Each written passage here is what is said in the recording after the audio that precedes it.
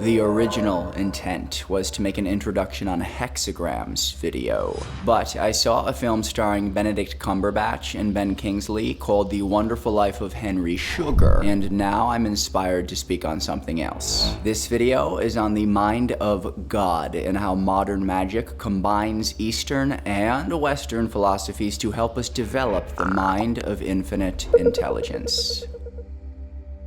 A simple yet stunning quote from a wise old yogi.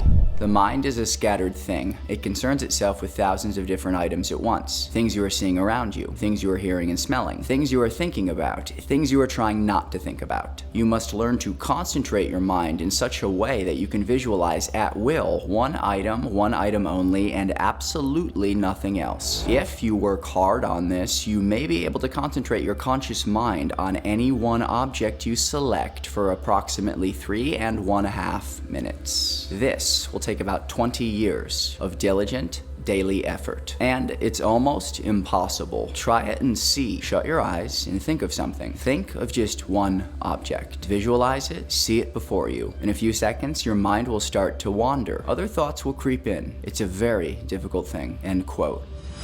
Truthfully, if you really did learn to concentrate your mind in such a way that you can visualize at will one item only, and absolutely nothing else for 3.5 minutes, you would be performing your pure will now and for all of eternity. You would be anchored in consciousness with the mind power to captain well your own ship completely.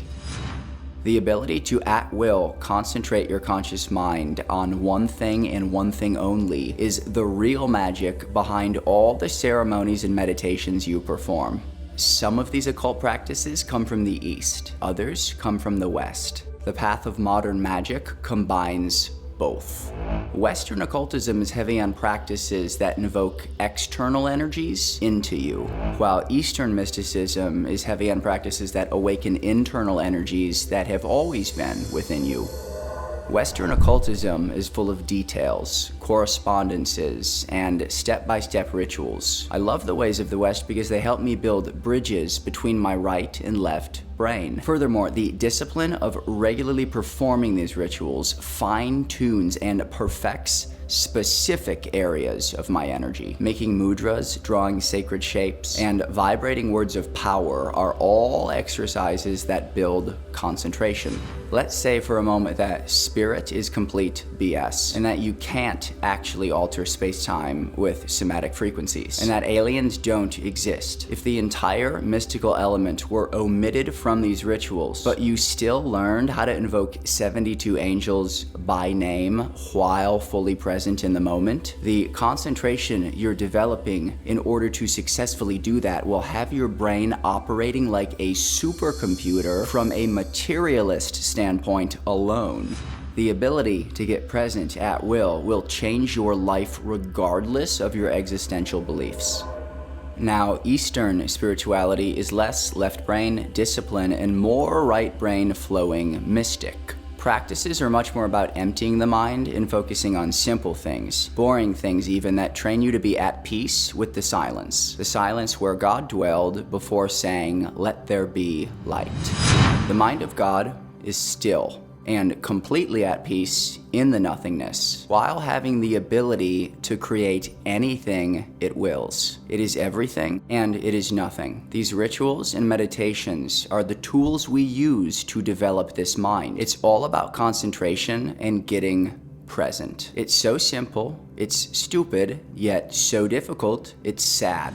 The yogi speaks truth. Developing high-level concentration through Eastern meditations can take 20 years of diligent practice. And building the light body can take several lifetimes. Being practices are slow because they're based on a lot of nothingness, just being. But when we integrate becoming practices, it speeds up the process of our development, and that's where the disciplines of Western occultism come into play.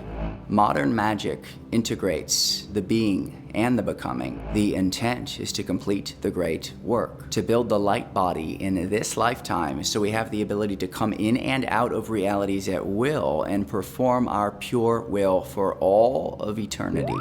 The full benefit of these practices comes from being fully present in them. 5 minutes of absolute concentration during the LBRP can be more effective than drifting in and out of an advanced 45-minute ritual. In some cases, certain societies won't let a person progress until they've mastered being present with just one sacred shape. I'm not a huge advocate of societies, but there is wisdom in some of the intent behind grading systems like the Golden Dawn system. It's human nature to want instant results, and many people will just learn how to make a fast talisman for money or invoke a bunch of high spiritual forces with sexy titles and hope for the best. Then when they don't get what they want, oh, magic doesn't work, what a waste of time. This may sound harsh, but I believe it to be true. They project their failures, their lack of power, onto everyone else. This can discourage people from trying something they may love.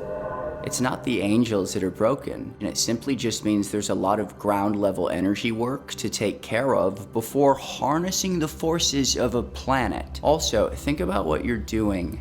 In certain cases, you are literally harnessing the power of planets and stars. Does that sound like an easy thing you could just roll out of bed and accomplish on your first try? How much time and effort and intelligence does it take to launch a physical rocket into space? How many flawed formulas does one need to test before launching correctly? I'm not sure, I'm not a rocket scientist, but follow the logic. We're talking about harnessing the forces of the universe